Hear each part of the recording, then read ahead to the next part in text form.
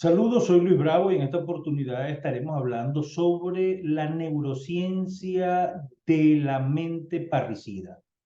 ¿Por qué una persona decide asesinar a esos seres que forman parte de su núcleo vital? Dentro del ámbito de la psicología y de la psiquiatría no existe la categoría de persona normal y el universo de personalidades se va a encontrar dividido en tres grandes grupos que son los neuróticos, los psicóticos y los perversos. En el primer grupo, o el grupo de los neuróticos, es donde estamos la mayoría de los que nos consideramos normales. Las personas que vivimos con las angustias, las alegrías, las preocupaciones de la vida cotidiana. En el segundo grupo, donde están categorizados los psicóticos, que son personas que tienen problemas de ubicación en el mundo real, que escuchan voces, se creen que son de otro planeta, están desubicados en tiempo y en espacio real. Un ejemplo de este grupo de patología son los esquizofrénicos. Y el tercer grupo corresponde a los perversos, estas personas que no tienen problema con la realidad como los psicóticos y tampoco sufren como los neuróticos. Son personas que uno puede ver desde afuera como sociable y hasta amable, pero que suelen ser muy manipuladores, no tienen empatía, y este es el perfil de los grandes criminales, como por ejemplo los asesinos seriales. Un parricida puede estar dentro de cualquiera de los tres grupos de personalidades que acabo de describir. Sin embargo, en general los homicidios que se producen entre personas con vínculos directos de sangre suelen ser más comunes en el universo de los neuróticos y obviamente en el de los psicópatas perversos. Si bien muchas veces la gente le teme a los psicóticos que son enfermos mentales, pero es muy raro que estas personas cometan un homicidio. En cambio, hay psicópatas que pueden ser exitosos empresarios o reconocidos profesionales con prestigio social, pero que sin embargo tienen una personalidad con un marcado perfil criminal. ¿Qué impulsa a asesinar? ¿Qué impulsa a la gente a matar? De acuerdo a mi experiencia como funcionario policial y como psicólogo, expreso que una persona de rasgos neuróticos que se encuentre ante una situación que lo desborde emocionalmente o incluso en defensa de su propia vida o de un tercero, puede llegar a asesinar, puede llegar a matar. Y esto puede darse, por ejemplo, en los casos conocidos como emoción violenta. Y sabemos que es muy diferente cuando una persona decide matar por algún beneficio, como por ejemplo para quedarse con una herencia, porque acá ya existe una premeditación, que es el tiempo anterior al homicidio, donde justamente ese asesino, ese victimario, va a elaborar un plan y se va a organizar con ese objetivo.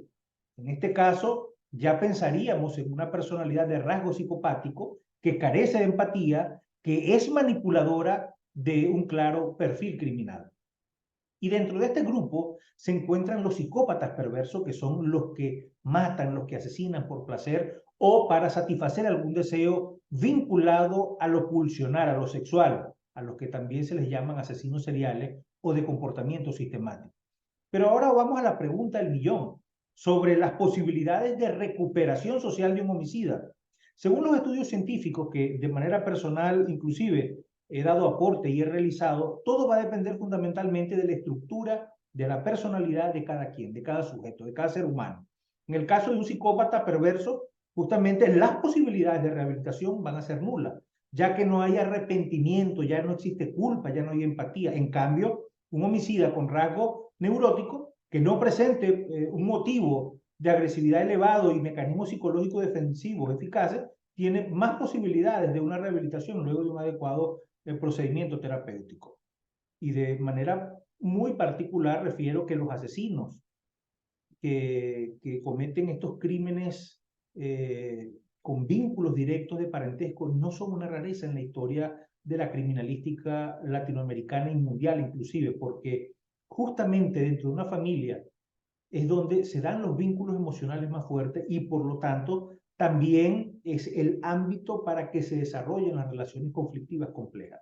En la mayoría de los países latinoamericanos, y digo Latinoamérica porque es la región de la cual yo le hago un seguimiento, refiero que el número de víctimas de homicidio que tenían algún parentesco directo de sangre con su victimario es mayor al de las víctimas donde el homicida es un desconocido, porque esas muertes son por lo general ese resultado de un conflicto vincular histórico afectivo que pueden desencadenar resultados de gravedad irreparable como el asesinato de un integrante, de un miembro de la familia.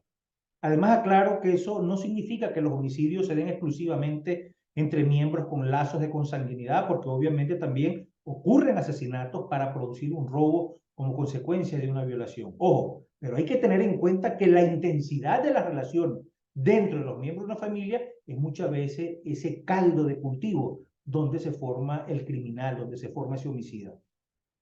Pregunta que siempre me hacen, ¿no? ¿Se nace o se hace un asesino? Como en casi todas las cuestiones filosóficas de la vida, estará la mirada sobre la complejidad que implica que una persona decida matar a su padre o a sus hijos. Están los que sostienen que ya se nace con un cerebro neuropsicológicamente diferente, que presentaría concretamente una amígdala disfuncional o distinta a la mayoría de los cerebros. Y esa amígdala cerebral, que no es más que una glándula que está ubicada en la región prácticamente entre el lóbulo prefrontal y las bases de él, está encargada de hacernos sentir emociones y su función es la de integrar las emociones y hacernos reaccionar de diferentes formas frente a diferentes estímulos. Pero también hay que advertir que existe otra tendencia que señala que los criminales, los antisociales, son consecuencias del entorno social, son el resultado de una vida con carencias emocionales, con mucho maltrato físico, con mucho maltrato psicológico, donde la agresividad y la violencia es la forma en que han aprendido a relacionarse con las demás personas. Siempre me consultan de manera categórica sobre si una persona nace con algún trastorno neurológico o es la experiencia de la vida en su infancia y la adolescencia lo que va a determinar que su mente pueda llegar a elaborar la idea de asesinar. Yo siempre respondo de las dos vertientes, porque es posible que alguien nazca con alguna problemática de base, pero luego va a ser el entorno donde se mueve esa persona lo que va a hacer que eso se manifieste de alguna u otra manera. El criminólogo noruego David Abrahamsen, en su libro La mente asesina, explica que el homicidio surge de esa intensidad de los deseos de muerte que coexisten con nuestras emociones al servicio de la vida. Del mismo modo que el amor y el odio que conviven dentro de nosotros. Entonces el homicidio, a pesar de nuestra resistencia a admitirlo, es parte de nuestra humanidad y tiene su raíz en emociones humanas. Es este aspecto frágil y cruel de nuestra conducta al que hace a muchos de nosotros más capaces de asesinar de lo que nosotros imaginamos. Pero yo siempre digo que los homínidos, ¿verdad? Lo usaban, la agresividad, este tipo de comportamiento para poder sobrevivir hace muchos años atrás. Y que eso está codificado en nuestra biología. La agresividad y la violencia como un mecanismo de supervivencia. Por eso siempre establezco que los homicidios son parte de la conducta humana. Siempre lo fueron y siempre lo va a ser. Es esa consecuencia de una serie de emociones que no pudieron ser procesadas adecuadamente y que en determinadas circunstancias actúan como el disparador o ese factor detonante para que una persona asesine a otra.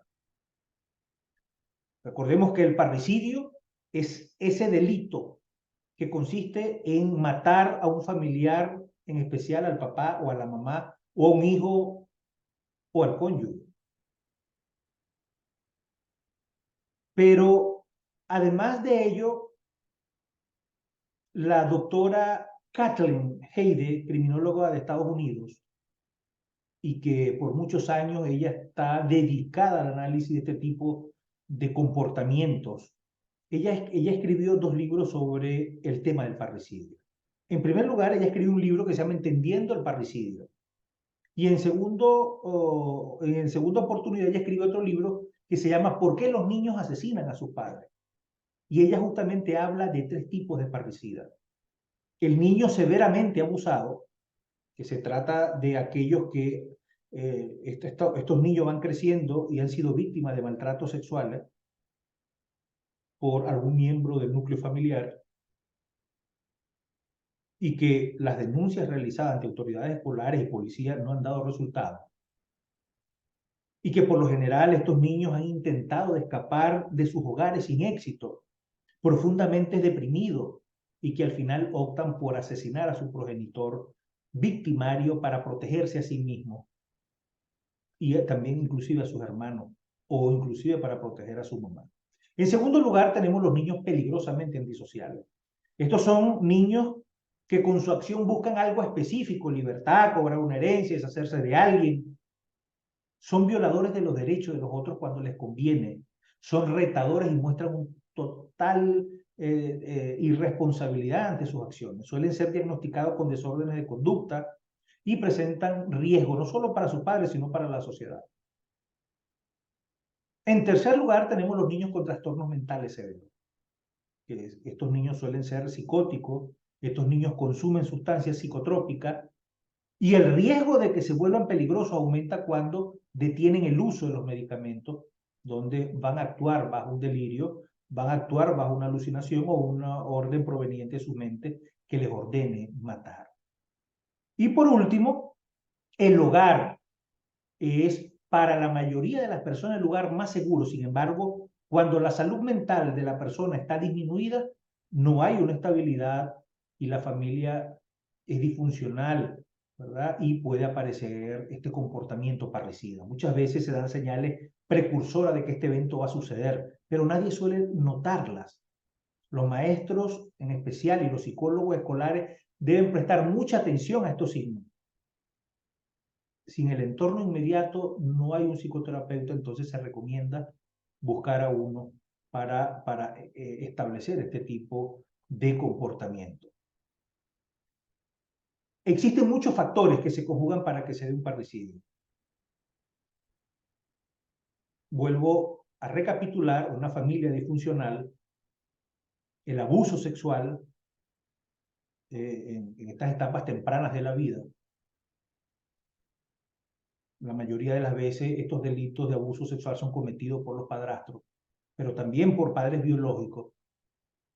Y se ha visto muchos casos de que estos padres que violan repetidamente a sus hijas, inclusive a sus hijos, en esos hogares la madre suele estar ausente o finge ignorar lo que está sucediendo, y es este el último hecho que al final logra desquiciar al parricida.